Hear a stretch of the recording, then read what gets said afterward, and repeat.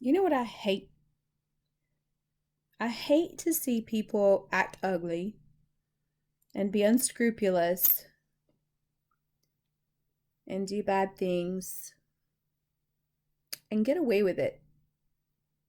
Here they are being underhanded and calculated, abusive even, and selfish, and they just skip through life without a care in the world. And people love them. They don't have any financial worries or, like they never have a hardship. That sucks.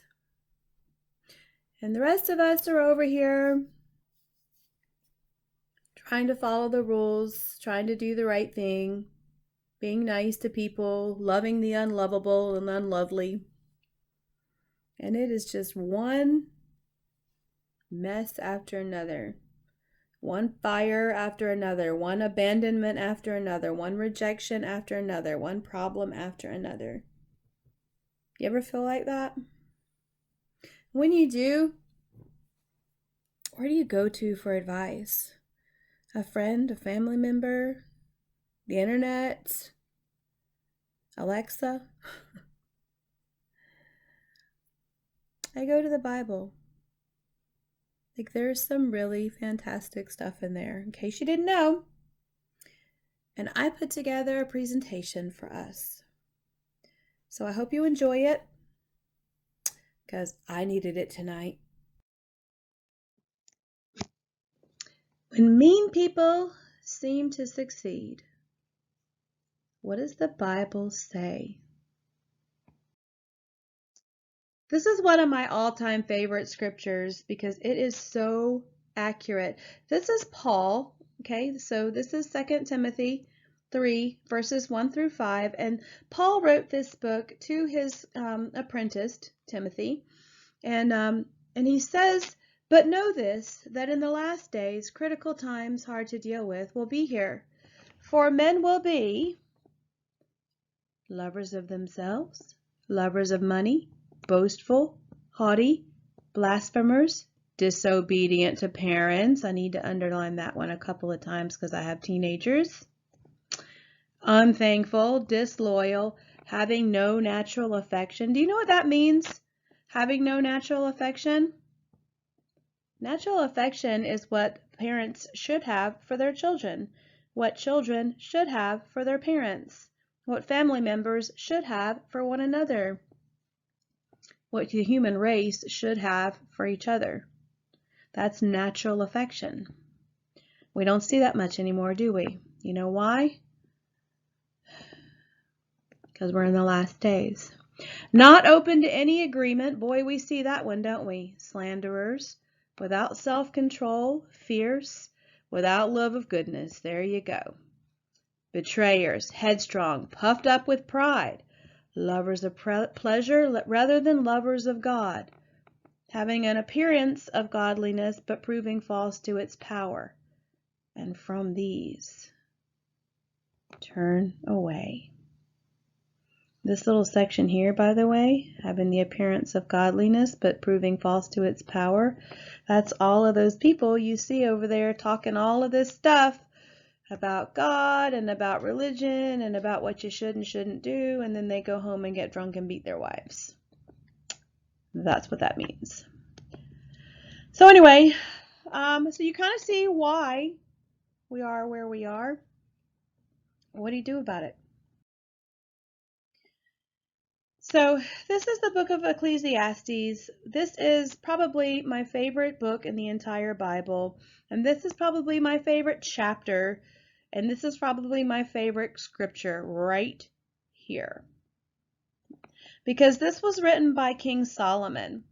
And Solomon at the time was, they called him the wise king. He was the wealthiest, the wisest, the most successful king, really most powerful, the richest in basically the whole world at the time. And yet his thoughts are drawn to this. He says, Again I turned my attention to all the acts of oppression that go on under the sun. I saw the tears of the oppressed, and there was no one to comfort them. And their oppressors had the power, and there was no one to comfort them. And I congratulated the dead who had already died rather than the living who were still alive. And better off than both of them was the one who has not yet been born, who has not seen the distressing deeds that are done under the sun. Have you ever felt that way? God, I feel that way. He congratulated the dead. You ever been like, man, I wish I was dead? Or how about this one, I wish I'd never been born? Here is the wisest, most wealthy king in the entire world. And this is what he's saying. I congratulate the dead because they're not having to put up with this and see all of this. And that's really how I feel a lot of the time, because it is so distressing, the distressing deeds that are done under the sun. So here's Psalms, and this is a really great verse here. And there's actually two pieces to this I'm going to show you. And this person is talking about the deeds of the wicked. And he says, yes, these are the wicked who always have it easy. They keep increasing their wealth. And then he says this, surely in vain I have kept my heart pure and washed my hands in innocence. Boy, if that just doesn't sum it up right now. He is looking at these people who are, again, all, flittering through life without a care in the world, getting wealthier. And he says, he laments and he says, well, surely it's in vain that I've kept my heart pure and washed my hands in innocence. But look, a couple of verses down, he says, when I tried to understand it, it was troubling me until I entered the grand sanctuary of God, and I discerned their future. Surely you place them on slippery ground. You make them fall to their ruin. How suddenly they are devastated. How sudden is their finish as they come to a terrible end. So those people who are flitting through life without a care in the world, not paying attention to what they're doing, to who they hurt, to who they step on, what's going to happen to them?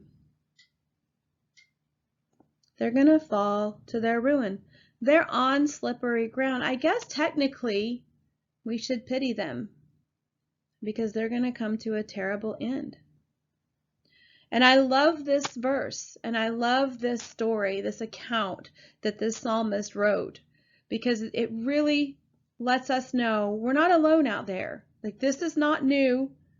Seeing people do bad things and apparently pretending to get, almost appearing to get away with it.